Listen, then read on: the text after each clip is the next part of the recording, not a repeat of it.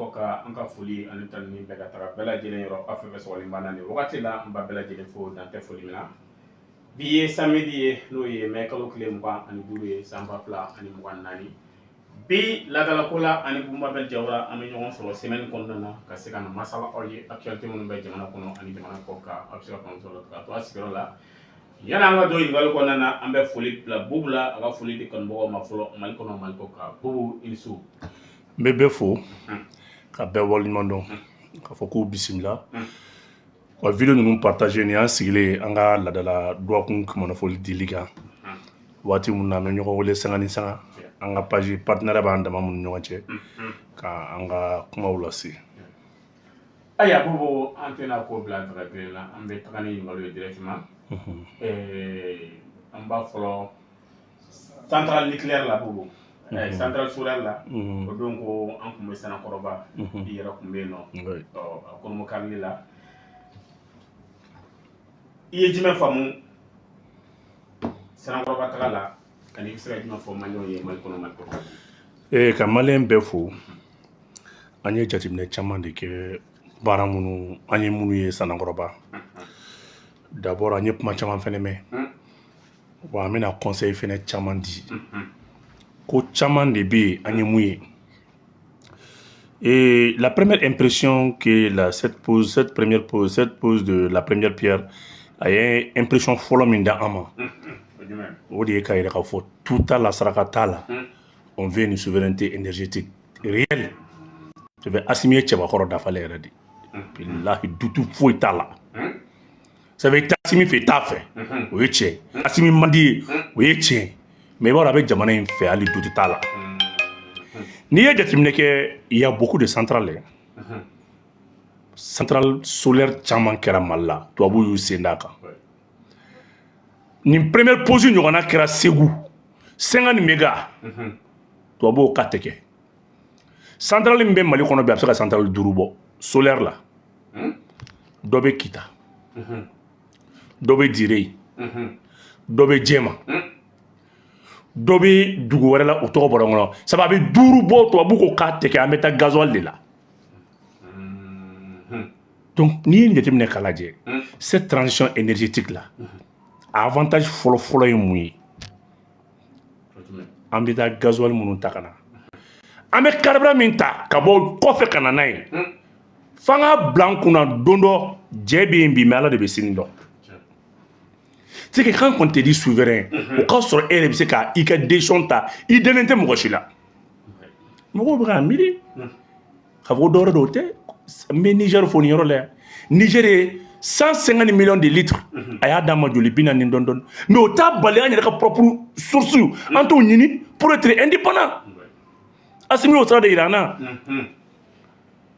o ye fɔlɔ ye filanan ye mun ye hali n'a ye gasoil litre 100 bi gouvernement bɛ miliyari 1 ani miliyɔn 40 de don carburant na chaque jour pour ka 3 heures 4 heures de carburant di 3 heures 4 heures de courant di maliyɛnw ma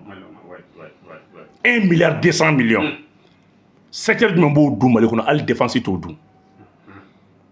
mais mun na an b'a don carburant na cogo min na an b'a jeni ten sini tun mɔgɔw bɛ kule adamadenw bɛ degun kɔnɔ.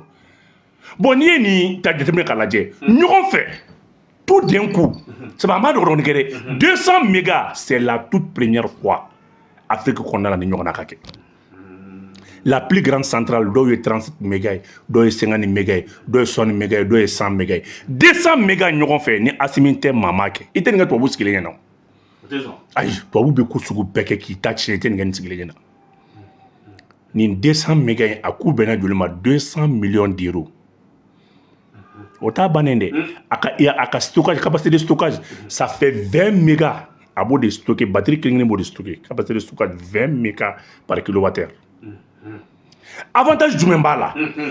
an tun bɛ yɔrɔ min na n'o ye centrale nin ye ka bɔ centrale nin na ka taa dépôt d'évacuation min bɛ yen n'o o ye poste min bɛ yen n m'a fɔ ma poste de transformation min bɛ yen n'an b'a fɔ ma ko poste de transformation o de filɛ nin ye Sanakɔrɔba fɛnɛ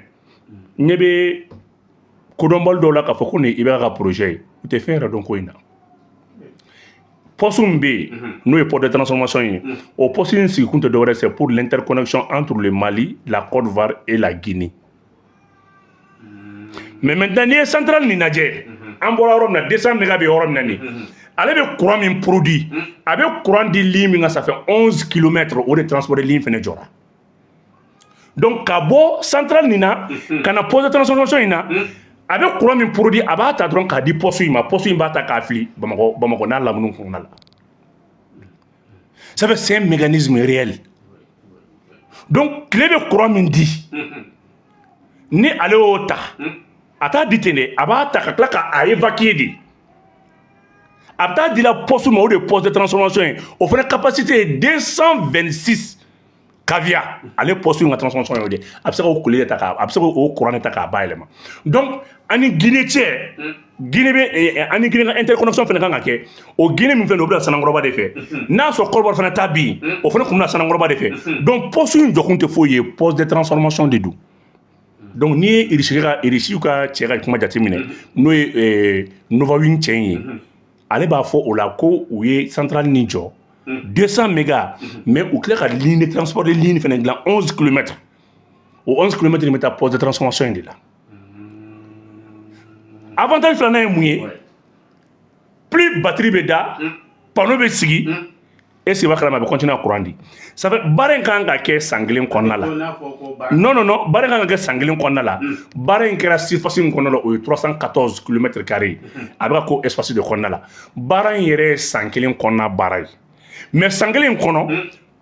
semaine nata in na baara bɛ ka daminɛ plus u bɛ batterie hakɛ min da u bɛ panneau hakɛ min da u b'o courant produit i n'a fɔ misali ye mun ye n'u ye batterie min da n'u bɛ bɛn 20 mégas ma u b'o 20 mégas transporter k'o bila ka taa poste in na fo ka taa san kelen dafa mais san kelen bannen de la a bɛ se ka 200 mégas produit baara in yɛrɛ san kelen baara in yɛrɛ centrale nin durée a garantie tu m'excuses o ye san 20 ye donc à partir de 10 ans irisiw b'u sen bɔ a la pewu ka compétence transférer an yɛrɛ ma à 100% an yɛrɛ b'an jɔ n'a ye centrale avantage fɔlɔfɔlɔ ye mun ye i tɛ carburant san ala bɛ tile min d'i ma i b'o de labaara carburant bɛ suɲɛ gasoil bɛ suɲɛ essence bɛ suɲɛ fuel bɛ suɲɛ nka tile tɛ suɲɛ n'i ye tile suɲɛ tile ka kalan dɛ n'i y'o suɲɛ dɔrɔn o b'i yeli tile b'i yeli donc a bɛ kɛ sababu ye k'an bila à l'abri de vol a b'an ka nafolo lakana a bɛ kɛ sababu ye tugun k'an ka kuranko bayɛlɛma a bɛ dɔ bɔ an ka coût de production na a bɛ dɔ bɔ an ka balow ni sumanw da la parce que unité industrielle minnu bɛ yen minnu bɛ nɔnɔ bayɛlɛma minnu bɛ biscuits dilan minnu bɛ balow bayɛlɛma minnu bɛ moulin minnu bɛ mun bɛ ɲɔw ni baaraw kɛ ni dɔ bɔra courant hakɛ la a bɛ dɔ bɔ balo sɔngɔ la unité alimentaire fɛn fɛn bɛ yen bi n'u bɛ baara kɛ courant min ta wa fɛn na c'est plus de 30% u b'o prix fara minɛnw da kan donc n'an bɛ production kɛ à partir de solaire a bɛ kɛ sababu ye k'an ka balo da jigin c'est Assimi tilala de et puis il y aura une série de centrales électriques non nin ye 200 mégas ye après maintenant il y aura 2 fois 50 mégas le 27 an bɛ t'o la n'o fana bɔra le 1er ou le 7 juin an bɛ taa 100 mégas wɛrɛ la donc nin yɛrɛ gansan fɔlɔ ni duwawu ni barika tɛ nin kɛra négociation min na walahi an bɛ ministre Sanu fo Sanu ye négociation dɔ kɛ nin na fo ka kɛ ani irisiw wulila k'u kɔkɔ da ɲɔgɔn kɔkɔ la parce que Novawin y'a jira k'a fɔ 200 millions 160 milliards de francs CFA ale ka 200 mégas de ale tɛ se k'o kɛ et Sanu y'a f'a ye an bɛ degun min kɔnɔ bi n'i b'a dɔn i ti kulonkɛ la maliyɛnw bɛ tɔɔrɔ min kɔnɔ n'i b'a dɔn n'i ye maliyɛnw ka consommation tilancɛ de nalen Mali bɛ 480 mégas de consommer à peu près 500 mégas 200 mégas tout d'un coup toi tu penses que tubabuw b'an to an ka nin kɛ ten yan dɔw bɛna terrorisme de ɲɛsin sisan ka ɲɛsin an ma nin baara ni ouvrage in kɛtɔ u bɛ attaquew de caya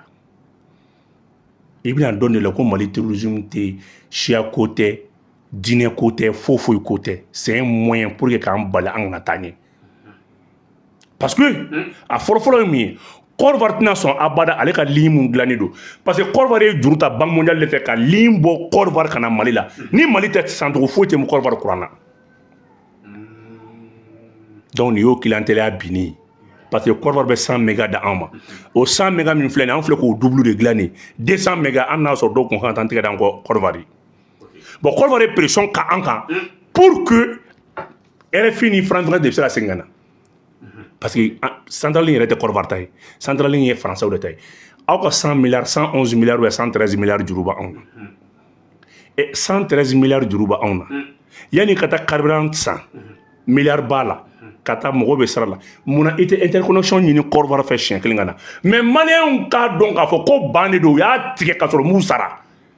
la dame qui a amené muso min nana jurukan na i sigi Sénégal de ka weleli kɛ ka Mali wele ko allo k'a ka mandat bɛ n bolo 113 milliards juru b'an na hali k'aw sigi ka négocier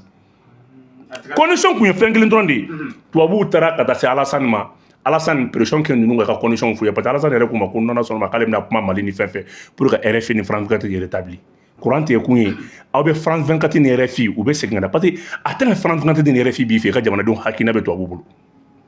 courant tigɛra anw na nin de kama wa courant bɛɛ ma tigɛ dɛ u y'a dabɔ fɔlɔ ka 30 mégas de tigɛ ka to 70 mégas o 70 mégas Côte d'Ivoire i tila ka 80 mégas tigɛ ka to 20 mégas o 20 mégas u ye 10 mégas fɛnɛ tigɛ ka to 10 mégas u bɛ 10 mégas de bila ka na n ka taa bɛɛ tigɛ munna t'aw sigi an n'u ka kuma mais condition ye mun ye Assimi bɛ sa t'a kɛ anw ka courant deli walasa RFI ka na walasa France 24 ka na ni France 24 ni RFI bɛ na u bɛ taa anw ka dabala de ma nkalon tɛ tigɛ ka da su la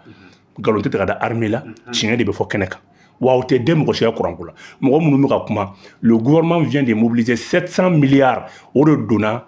courant bɛ se ka di maliyɛnw ma cogo di yanni ka taa 700 milliards mobiliser k'o don nin na mun na i tɛ Côte d'Ivoire ka 113 milliards d'a ma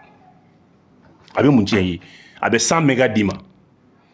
o Côte d'Ivoire fana anw binnen gɛlɛya kɔnɔ Moritani fɔlɔ de y'a ka service traitant ye Assimi kunkolo bɛ baara kɛ dɛ Moritani de ko k'a bɛ courant bila ka na da anw ma e bɛ courant bila ka na da anw ma o MVS la n'o organisation de mise en valeur du fleuve Sénégal o gansan le Mali a 3 barrages saba min bɛ a bɛ Mali territoire de kan Manantani Felu ani Goyina a bɛ 380 mégas de produits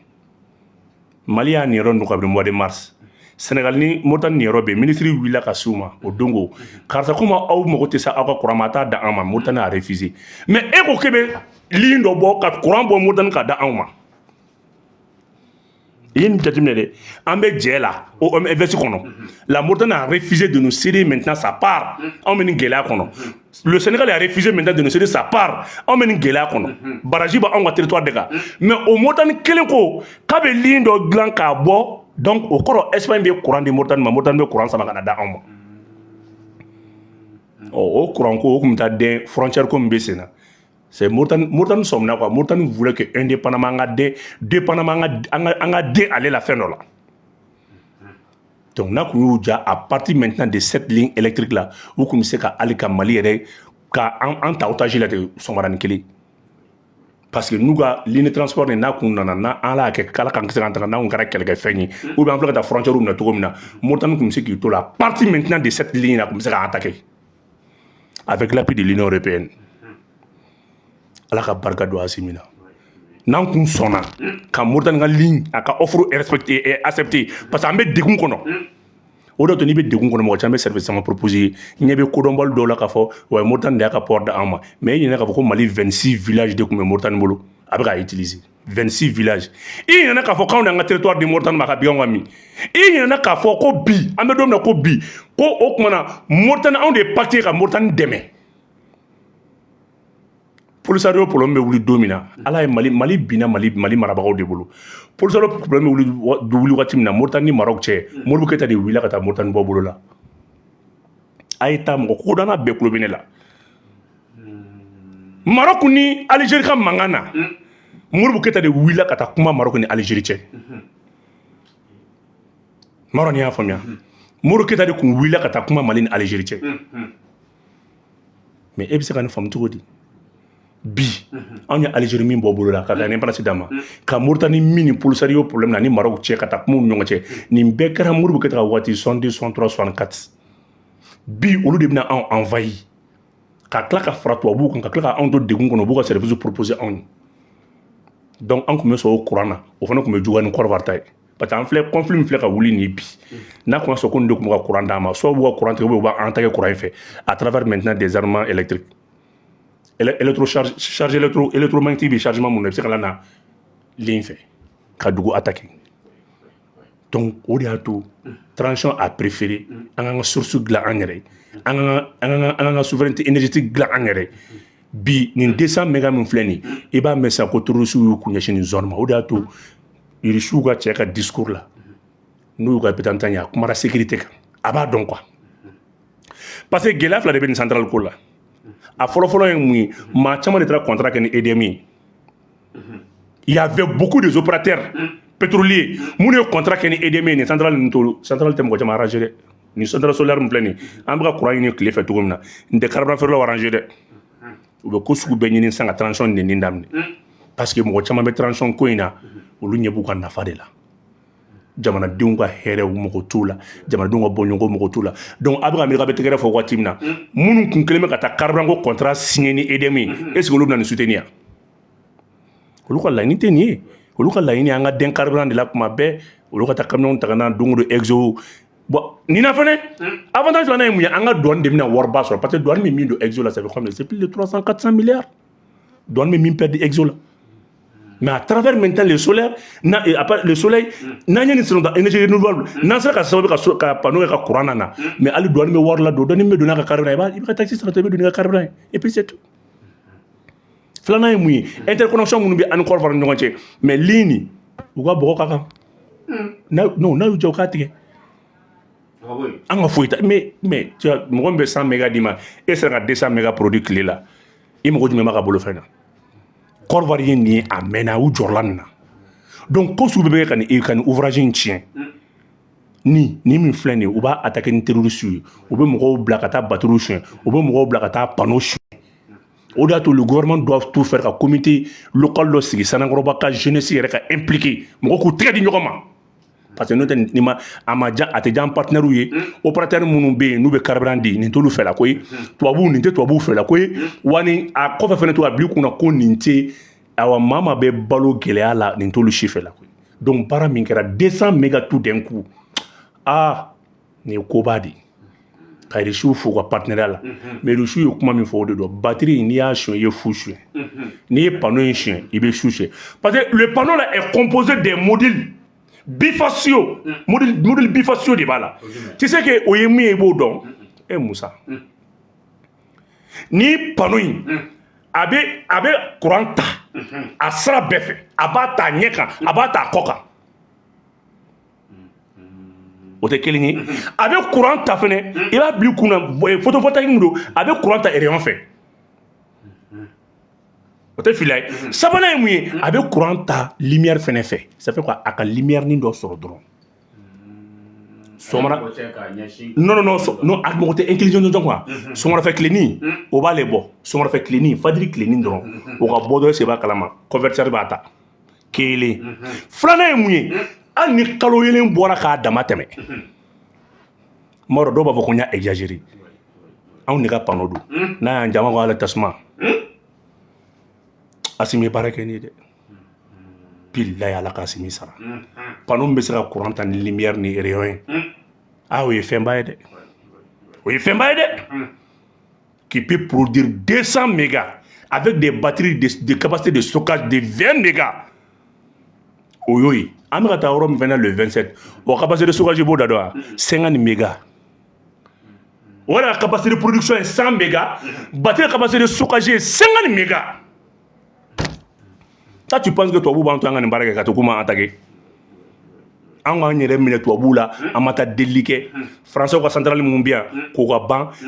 carburant natɔ terroriste b'an attaquer min kɛ nin b'o ban gasoil suɲɛ nin b'o ban essence suɲɛ nin b'o ban fiyɔli suɲɛ nin b'o ban centrale thermique minnu bɛ yen kuma bɛɛ contrôle kuma bɛɛ a donna ta a bɔra ta nin b'o ban carburant minnu kun bɛ yen ni dɔ bɛ fara ni citerne kun bɛ tunu citerne 50 tununa citerne 100 tununa a taa di terroriste ma nin b'o ban ka tila k'a ye tugun interconnexion minnu bɛ yen nin bɛ dan sigi o fɛnɛ caman dan na fo n'a kɛra avec les pays amis i n'a fɔ Guinée n'a ɲɔgɔnna n ka t'olu ma mais k'a fɔ k'i bɛ pression k'an kan ni tubabuw ye RFI ka segin ka na FAN ka segin ka na nin b'o bɛɛ ban an ka centrale nin sɔrɔ walahi n bɛ gouvernement féliciter n bɛ k'u hakili to sécurité la walahi tubabuw tɛ sɔn abada wa u bɛ baara bɛɛ kɛ ni den juguw ye cogo bɛɛ la an bɛ se ka bi attaque kɔnɔ cogo jumɛn ni kana fɛ a ye question bɛɛ poser mɔgɔ caman b'a la ka jɔrɔ min na o ye anw yɛrɛ ni fɛn fɛn dira anw ma maliyɛnw surtout maliyɛnw ma a caman bɛ taa fayiti la usines caman tun b'an fɛ yan nɔ caman taara fayiti la irisiw ka cɛ ka kuma na a y'a jira k'a fɔ olu bɛ san 10 de kɛ ka baara kɛ ka fɛn bɛɛ après olu b'a di an ma an yɛrɛ bɛ continuer n'a ye ko contrat ye san 20 ye ne ma fili yalama est ce que jɔyɔrɔ la t'o yɔrɔ la n'a tora an bolo est ce que a bɛna sira sɔrɔ ni san 10 b'a sɔrɔ an ye maliyɛn kura dilan transition bɛ maliyɛn kura de dilan n bɛ kuma kelen f'i ɲɛna maliyɛn tɔɔrɔ min y'an ɲɛ la nin kuran ko in na fo ka maliyɛn sa a tɛ kuran wari dun tugun n'ala y'a ɲuman bɔ nin na bilahi kuran wari dɔrɔmɛ kelen tɛ dun tugun ne de y'a f'i ɲɛna n bɛ ka min f'i ɲɛna fantanya t'a la faamaya t'a la Musa su ka da ɲɔgɔn kan moriku ka fa a sɔrɔla nin fɛ kurantigɛ fɛ furufurutigi k'a dɔn a sɔrɔla kurantigɛ fɛ sudarikɛ k'a santi kurantigɛ nizekɛ tayɛri bɛɛ de ye kurantigɛ santi k'o fara i seba kalama hali minnu yɛrɛ ye gasoil suɲɛ u yɛrɛ y'a dɔn ko ça ne va pas parce que i ye gasoil suɲɛ tiɲɛ don wari b'i bolo mais a bɛ ka na f'i ɲɛna kuma bɛɛ k'i mamuso banna i fa banna i ba sara ka sababuya kɛ funteni ale ni i seba kalama gɛlɛya ye courant tɛ yen connexion tɛ yen jeli minnu bɛ yen jeliw tiɲɛna banque de sang minnu bɛ dɔgɔtɔrɔso la i seba kalama jeli bɛɛ tiɲɛna n'a fɔra k'i n'i ka mɔgɔ nana k'a fɔra ko kurantigɛ ye jeli tiɲɛ n'a y'a sɔrɔ e ye kuran wari suyɔnen b'e bolo i bɛ ɲugu yɛlɛ tɛ ɲugu yɛrɛ la donc ala bɛ ka conscience di zon yɛrɛ ma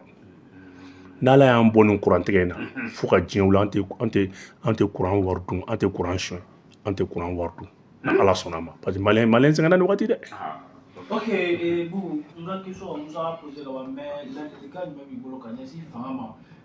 kɛrɛnkɛrɛnnenya la i da magara sécurité ko min na k'a lajɛ sɔrɔsiw ka ayiwa hali kan n'o bɛ se ka kɛ centrale in kɛrɛfɛla la walasa ka a kisi attaque ma ani ka mesure ta walasa Musa ye min fɔ société a kana na bin bilen. Bon irisiw ni an bɛ k'an tɛgɛ ɲɔgɔn an n'u bɛ dronin kelen de orienté ka ɲɛsin yɔrɔ in ma parce que bi in na français ka sɔrɔsiw bɛ Côte d'Ivoire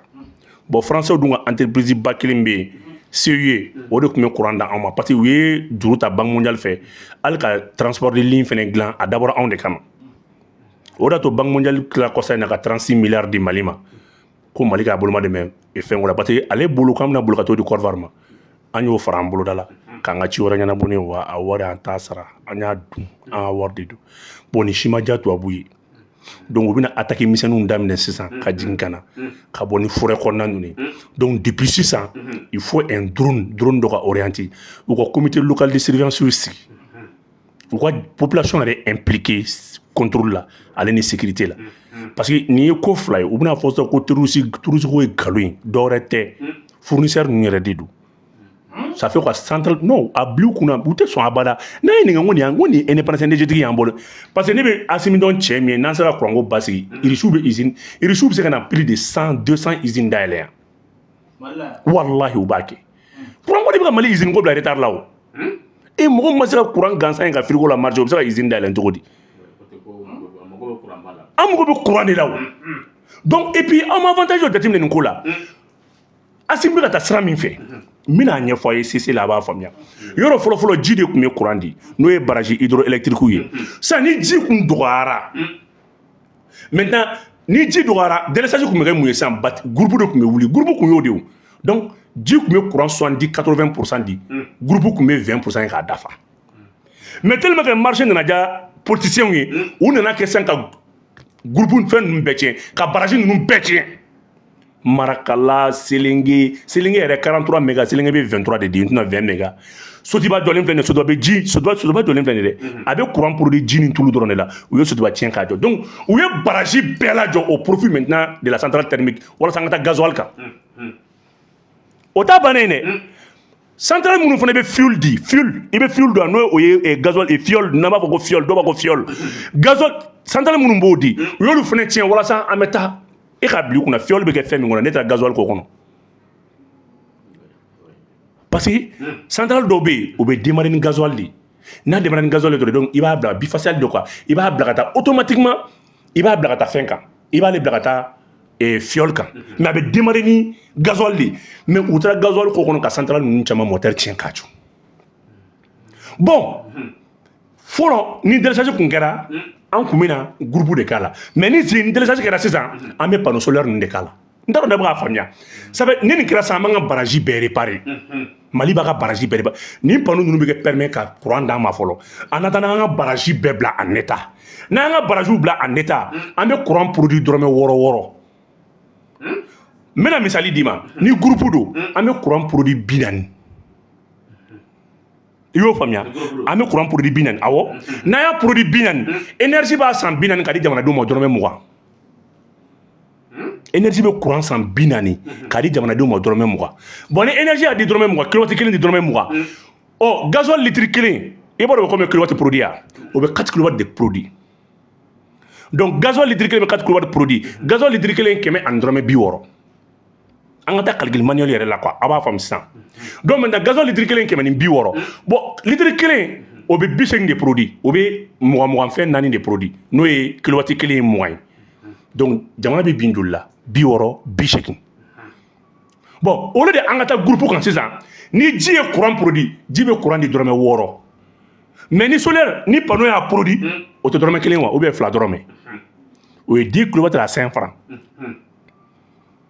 Donc, c'est ça non. Ji be courant produit drome woro. Ni ala ke ni ji jigina, o de an ta groupe kan, an ta panneau kan. Parce que batterie de stockage be centrale be la. Ne a fina an bɔra yɔrɔ min na, olu b'a stocker à partir de 20 mégas par batterie. Maintenant n'an bɔra la, an bɛ ka taa yɔrɔ min na Safo, o bɛ 50 mégas, o batterie be à ta 50 mégas, ale bɛ se k'o de stocker. Bon maintenant an bɛ taa min fana na le mois de juin, n t'o capacité kɔni dɔn, n ma o étudier k'o lajɛ. Bon n'an ye nin bɛɛ lajɛ, une fois que ni n'an ka barajiw bɛɛ bila en état, ni ji jiginna dɔrɔn panneau b'a ta. Donc an mago tɛ groupe la bilen, centrale ninnu bɛɛ ka fermer an mago t'a la. An mago tɛ mɔgɔ si la courant ko la. O la Ala y'an sɔn fɛn min na n'o ye ji ani ni tile, o de bɛ kɛ an ma hɛrɛ ye. Tiɲɛ don tile b'an jeni, ji min b'an bolo nin bakɛnɛba in, ale ni tile lahawta in, o bɛ k'an ma alhamdulilayi arabil alamina.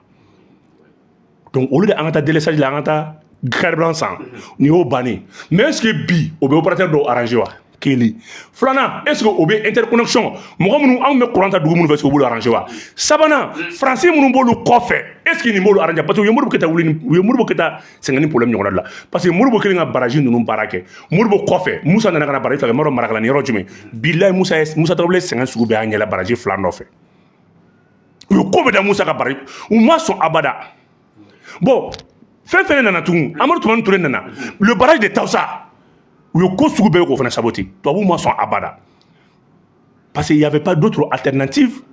que les groupes, que la centrale système thermique. Mais avec Assimi, allez, Assimi est clé pour la barrage d'amener, nous, centrale solaire. Donc, on a barrage nous réparer, on a séligné réparer, Kamarakala réparer, et maintenant nous entretien du manga, quelqu'un ensemble, OMVC là, on a des mises en valeur. On a Gansan, aux 3 barrages, au 380 mégas de Dahama. Mais comment on finit à vérifier? Bɛɛ se k'a vérifier an bɛ direct de la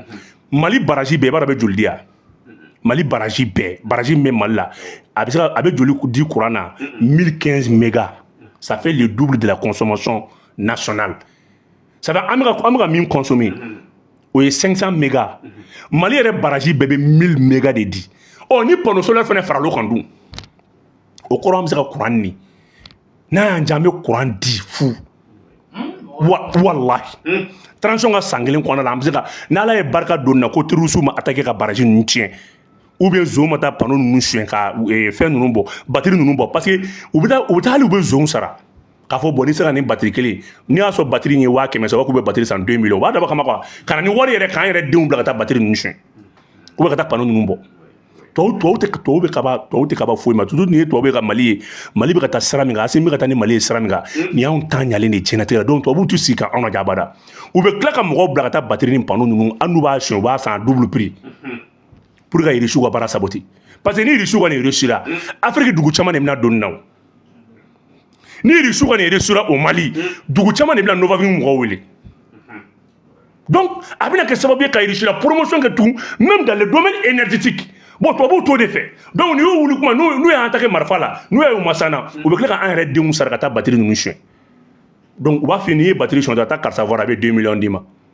donc u bɛ kɛ sababu ye an yɛrɛ bɛ taa batterie ni panneau ninnu bɔ o de y'a kɛ il faut sensibiliser il faut informer il faut communiquer il faut que ça soit maintenant une opération participative il faut faire participer tout le monde voilà n bɛ bɔ nin domaine kɔnɔ. Aya bobo an bɛ bɔ kɔnɔna na an bɛ taga ɲɛfɛ toujours an b'a ɲini kanubagaw fɛ a ye vidéo partager ka liker pour que vidéo bɛ se ka stabiliser cogo min na an bɛ k'a mɛn k'a fɔ ko minnu kun ko ko minnu ka gouvernement civil sigi k'a sigira u yɛrɛw ka mɔgɔw bɛɛ lajɛlen désigné la ka ban bɛɛ taara i bɛ se ka jumɛn fɔ a ka bugu a mɔgɔ ninnu yɛrɛ fana u sigilen bɛ kɔfɛ. A kɔrɔ dɔ ye o ko gouvernement malien en exil o kɔrɔ kan fasoden jugu dama minnu bɛ yen i kɛra terroriste ye i kɛra rebelle ye i kɛra faso gouvernement jugu baarakɛla ye k'an ka tɛgɛ di ɲɔgɔn ma ko jamana kana taa ɲɛ gouvernement yɛrɛ kɔrɔ dɔ ye le projet a été initié par le Touré là qui dirige ale de taara Suisse ni France de bɛ ka projet in financer et kabila ka diɲɛ na Suisse ni France bɛ Mali projet financer ka gouvernement kura sigi. Ne ma gouvernement in kuma fɔ aw ye wa yanni a ka kuma fɔ a y'a fɔ ko Bubu k'i bolo jɔ yɔrɔ min na ko tile bɔra yen an ma émission ka kan ne ye mɔgɔ minnu tɔgɔ f'i ye olu t'a kɔnɔ Amidou ale tɛ yan Amidou tɔgɔ in ale tɛ yan Cherif Kone ale t'a kunna le Mohamed Touré ale tɛ président yan ne ye Touré min fana qui a même initié qui a fait le projet fo n y'a photo projet ale taara wari minɛ Suisse la ale de ma kɛ président yan ne ye nin bɛɛ fɔ aw ye yan ne b'a mɔgɔ bɛɛ dɔn. Donc, gouvernement yɛrɛ sigun de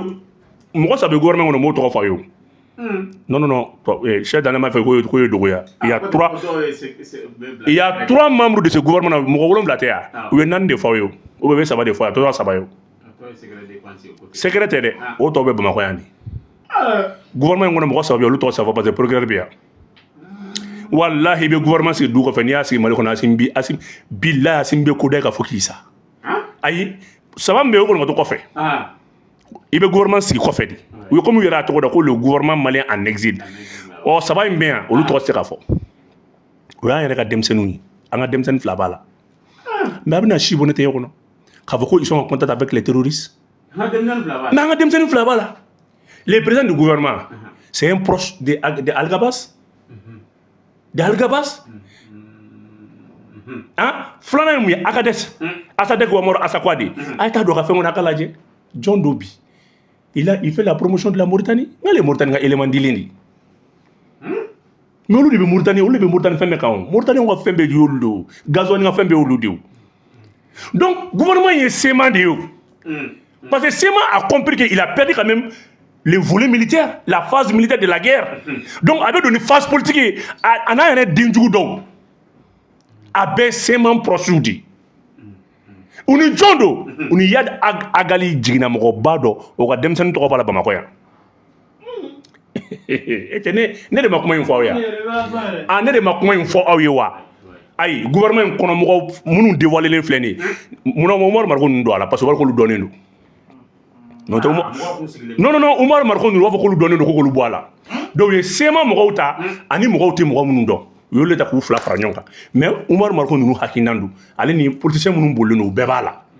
mais jeu de don aw b'aw sen bɔ a la parce que mɔgɔw y'a dɔn ka bɔ ka taa transition fɛ donc sema mɔgɔ bɛ devant ta i m'a ye u ma sɔn a baara u ye wariko tile di sema élément ma gouvernement composition na kɛ jɔn ye trésorier jɔn ye financier ne tɛ kuma dɛ jɔn ye financier donc Suisse yɛrɛ tellement que tubabuw b'a dɔn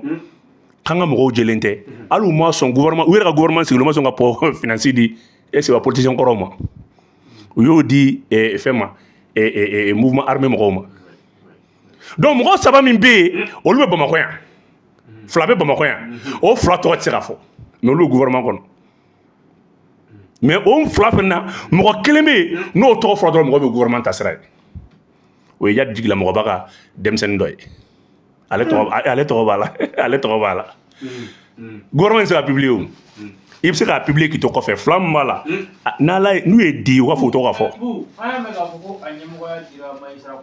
ayi o ye gouvernement de ye le président même c'est Mohamed Touré ou quoi Touré ne m'a tɔgɔ kalan yan wa le Touré même qui a initié le projet gouvernement ɲɛmɔgɔya de dira Cherif Kone ma donc u ye financier di Asadek tɔgɔ in ma comme ale u dalen don ale la u bɛ se ka tubabu dalen tɛ an ka finman ninnu na la n ko mɔgɔ 3 mɔgɔ 2 min bɛ yan denmisɛnnin namɔgɔ don an n'a tigi yɛrɛ bɛ kulonkɛ kɛ don o don wala an n'a tigi bɛ ɲɔgɔn fɛ don o don a bɛ kulonkɛ kɛ aw yɛrɛ aw minnu filɛ nin ye walayi aw bɛ tile ka taa tigi ka video kɛ n'ala cɛ c'est voilà ale bɛ gouvernement kɔnɔ ayi a bɛna voyager peut-être a bɛ voyager dans une semaine n'a voyager a tɔgɔ bɛ sɔn ka fɔ i bɛ sɔn ka fɔ k'i b'i tɔgɔ bɛ fɔ k'i to Asimi ka jamana kɔnɔ k'i hakili k'i jɔ i sen fila kan donc ils vont voyager peut-être la semaine prochaine n'u taara tuma min na o tɔgɔ bɛ communiquer mais n'a tɔgɔ fɔra a bɛ bala a bɛ bala aw bɛɛ la aw yɛrɛ ka denmisɛnninw de don denmisɛnnin u bɛ se denmisɛnninw de la o denmisɛnnin wariko fa bɛ mɔgɔ denmisɛnnin minnu na k'a fɛn kɛ e ma Degoli Konate ya o bɛ publication kɛla kuma bɛɛ Mali Degoli Konate Degoli m'a to Angleterre k'a fɔ ko français ka wuli k'u ka jamana bɔ ale fana to français ko maliyɛnw ka wuli i yɛrɛ tɛ na donc gouvernement in filɛ nin ye mais communication dilen don RFI ni France 24 ma Cheikh Daniel ninnu de y'a communicant ye olu de y'a journaliste ye olu de b'a promotion k'a fɛn bɛɛ kɛ mais ni min ye di i k'i to Mali kɔnɔ k'i tɔgɔ k'a fɔ tɔ fila minnu b'a la tɔ saba min b'a la n'u dalen don u yɛrɛ la k'u ye di u tɔgɔ k'a fɔ n'u dalen don français la u b'a fɔ français de y'u jigiya n'u ye di u k'u tɔgɔ fɔ k'u to yan mais n'u voyagera n'a y'u jɔ u k'u tɔgɔ fɔ n'o tɛ a kana fɛn dɛ ne bɛ nin an bɛ nin kalama an tala nin na pewu n ko Asimi nin kɛlen ko jinɛ anw tala nin baara bɛɛ la pepu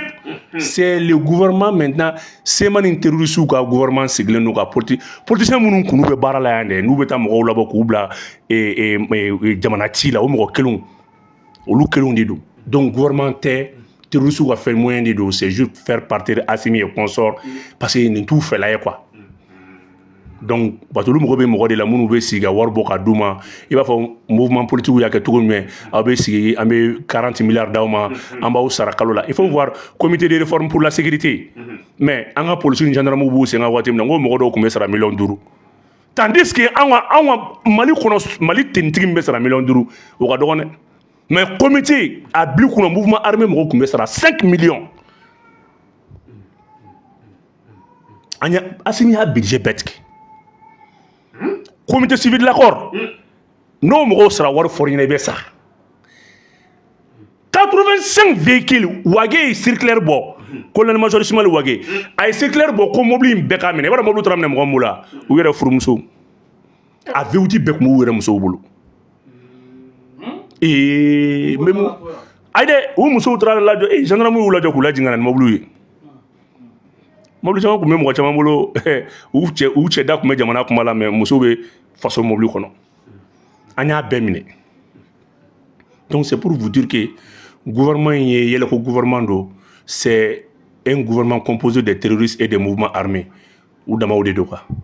donc an bɛ bɔ o kɔnɔ ayiwa an bɛ bɔ o kɔnɔ an bɛ taa an ka ɲininkali laban na n'o ye an bala ka M5 mɔgɔw ka mémorandum kura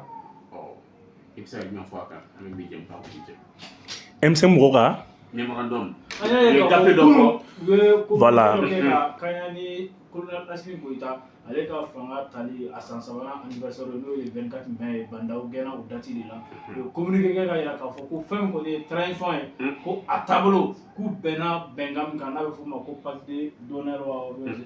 je ne sais pas ko o janfara k'u bɛ laɲini kɛ ko président ka sigi a kɔ da nana maga kuma caman na communiqué depuis a bɔra fo bi bɛɛ lajɛlen bɛ k'i ta fɔ a la Boma bɛ réseau sanfɛlaw kaliyalen don bi débat bɛ ka k'a kan i bɛ se ka mun fɔ M5 ka nin communiqué in na. Bon, ne bolo débat politique filɛ ne kuma da t'o la ne bɔra gɛlɛya min na politique la Ala kana ne don o ɲɔgɔnna wɛrɛ la parce que problème dɔ de bɛ yen quoi fo de ka ban Asimi ka mɔgɔ sɔrɔsiw ka mɔgɔ civil ka mɔgɔ f'an k'o de dabila transition dɛmɛli la bɛɛ an ka ɲɔgɔn dɛmɛ quoi u bɛ ka kuma caman fɔ ne yɛrɛ ma olu bɛ ɲinɛ min kɔ ne bɔra nin gɛlɛya in de kɔnɔ ka na transition dɛmɛ ne bɛ transition vidéoman dɔw la k'a fɔ Buma Bɛle CNT mɔgɔ don ni mɔgɔ don ne tɛ mɔgɔ si ka mɔgɔ ye ne b'u bɛɛ de dɛmɛ ne bolo an ka hɛrɛ b'o de la o ka fisa i ka afficher ni Sogɛli i ka afficher ni Asimi ye ou bien i ka afficher ni fɛn n'o tɛ ne kan ka mɔgɔ soutenir bi ne bɛ colonel major Ismaël Wage ne b'ale ka ministère de la o ne bɛ kulon n'ale tɔgɔ de o mais mun na ne tɛ kulon ne parce que ne b'a dɔn k'a fɔ c'est un ensemble qui travaille ne b'ale ka ministère de la mais i de la ka ne ye don jumɛn ko ne bɛ n sigi ale dɔrɔn kan ne ta kun t'o ye o ne ta kun ye min ye ne b'o baara de kɛ an ka hɛrɛ tɛ nin na ne bɛ min fɔ M5 ye u mana sɔmi fɛn o fɛn na fɛn fɛn mana k'u kun na u k'o to yen u k'a bila u kunna ko transition y'u ta de ye quoi transition ye M5 ta de ye mais u kana bila u kunna ko transition fanga y'u ta ye mais u k'a bila u kunna ko transition y'u yɛrɛ ka hakilina ye wa transition bɛ ka baara min kɛ bi u ka hakilina don n'a y'a sɔrɔ kɛlɛ in kɛra jamana kama mais kana bi kuna nene te atenya wallahi nene te atenya Iran président il daka ça c'est ça Iran sara Iran va continuer ou quoi Iran ta comme exemple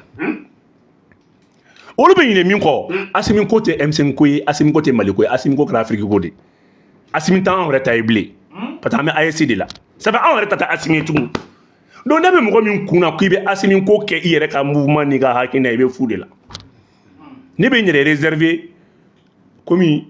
a bɛ se ka kɛlɛ ma daminɛ fɔlɔ mais kɛlɛ bɛ daminɛ ni nin communiqué ninnu de ye o mais an y'a ye k'a fɔ ko communiqué in kɔnɔ ko fɛn caman bɛ yen k'a ma sara premier ministre la i n'a fɔ an bɛ kuran ko min gɛlɛya kɔnɔ ko kuran ko gestion ko ma sara premier ministre la ko dialogue ma sara premier ministre la ko meeting de la honte min kɛra 20 mars la ko ni si de ma sara premier ministre la Boumabel kuma kɔnɔ o fana bonyana don an peuple hakili ma jamana gouvernement ɲɛmaga nin ko caman bɛ ka kɛ e t'a kalama i ma bɔ ka kuma fo i ka mouvement de communiqué ka kun fɔ yala o ka bɔ mɔgɔ hakili ma dɛ d'accord a dun bɛ dialogue kɛ yɔrɔ la d'accord dialogue baara mɔgɔ min y'a discours d'ouverture kɛ Choguel de don e tun bɛ yen ne tun bɛ yen fɛn ma sara la dialogue kɛnɛ kan e tun bɛ yen ne tun bɛ yen discours mun kɛra a tun bɛ yen la validation des thématiques ne bolo a tun bɛ premier ministre ka yamaruya de kɔnɔna na n'an bɔra yen e ko kuranko ma sara la kunun centrale yɔrɔ la centrale la premier ministre tun bɛ yen inauguration na premier ministre tun bɛ yen ne seere tɛ dɔwɛrɛ dɛ ne seere ye Musa Sigilen premier ministre tun bɛ yen ne ɲɛ tɛ gɛlɛya la Assimi ni Choguel ni ɲɔgɔn cɛ o Bigi de ye Choguel sigi Bigi de b'a wuli contrat tɛ foyi tɛ mɔgɔw de bɛ kuma la sinon ne tɛ fɛn mɛn n tɛ dɔn fɛn bɛ yen o ne tɛ ɲɛ t'a la fɛn bɛ yen o Assimi bɛ ka nɛni mɔgɔ minnu fɛ nin ne ye nɛni bɔyɔrɔ fɔ ne tilala o la o ne ko Assimi nɛni o Ablaye Mayiga nɛni o fɛn fɛn bɛ ka fɔ bi a bɛɛ bɛ ka bɔ premier ministre ka cabinet de la mɔgɔ min bɛ k'u bila nɛni na n'a tigi ye n convoqué n b'a tigi tɔgɔ f'a ye ne filɛ ne de y'a fɔ Assimi ba nɛni Assimi fa nɛni Ablaye Mayiga nɛni Maliki Diaw nɛni cɛ tɛ muso tɛ sur le cabinet de la primature ne Boumabel de y'a fɔ et je suis prêt à aller répondre devant qui que ce soit j'ai des preuves ne ni Ala cɛ n'a tigi ye n convoqué ne y'a deli Ala kana hɛrɛ da n kɔ ni ɲɛ la Assimi nɛni tɛ yɔrɔ wɛrɛ mais ni ne ko labɛnna an k'an pan ninnu kunna sa ne bolo i bɛ nin k'i yɛrɛ de la o i ka président n'i y'o la kɛ mɔgɔw la fule ni Ala ye jamana bin e de y'a kɛ o ni diɲɛ dara ka président na e bɛ ka o nɛni ko ni fɛnw bɛ ka latigɛ cɛ tɛ muso tɛ dɛ Assimi nɛni ka nɛni plan dilan k'a di ça vient du cabinet de la primature et je dis haut et fort mais n ka problème de tɛ mais n'a tigi ye ni u ye n convoqué ou bien k'an wele fanga la bon là je serais obligé maintenant de dévoiler ma source n b'a fɔ a tigi mais ne da tɛ nin politique kuma la quoi ne bɛ dugawu de kɛ dɔrɔn M5 wo fɛn wo Ala ka jamana basigi Ala ka u ka bɛn fɔ la o de ye ne ka laɲini ye Choguel mɔgɔ tɛ yen Assimi mɔgɔ tɛ yen Sɔrɔsiw ka mɔgɔ tɛ yen fɛn ka mɔgɔ tɛ yen an bɛɛ de ye kelen ye wa u bɛ fɛ ka ne ka don logique min da fɛ n t'o kɛ fo ka diɲɛ wuli ne bɛ bɛɛ de fo ne bɛ kuma n bɛ CNT mɔgɔw fo ne bɛ kuma n bɛ premier ministre n'a ka jama fo ne bɛ kuma n bɛ Assimi fo wa o de ye ne se ye ne tɛ n yɛrɛ ne bɔra gɛlɛya min na politiciens nɔfɛ ne tɛna n yɛrɛ bila o kɛlɛ banbali la a kɛlɛ fanga tɛ n na a kɛlɛ moyen tɛ n ye wa a kɛlɛ se tɛ n ye i tɛ fɛn sɔrɔ fɛn min na n t'i yɛrɛ bila kɛlɛlaw la foyi tɛ yen koyi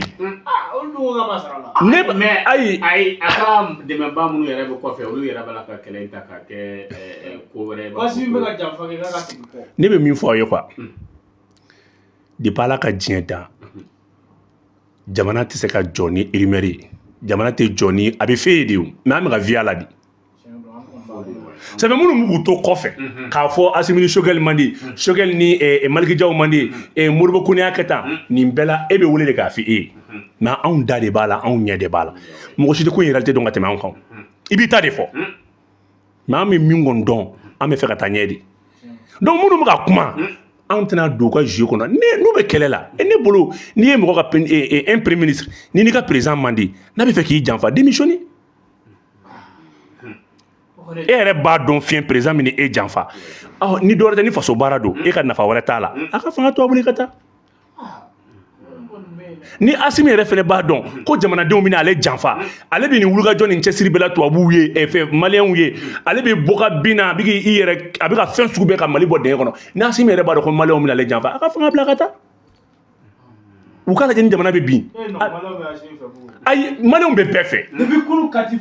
ayisa maliyɛnw bɛ Assimi fɛ maliyɛnw bɛ Choguel fɛ maliyɛnw bɛ Maliki Jaw fɛ mais ne tɛ se ka da la mɔgɔ minnu nana ka na ni fanga dilan e ko dɔ ye dɔ jugu ye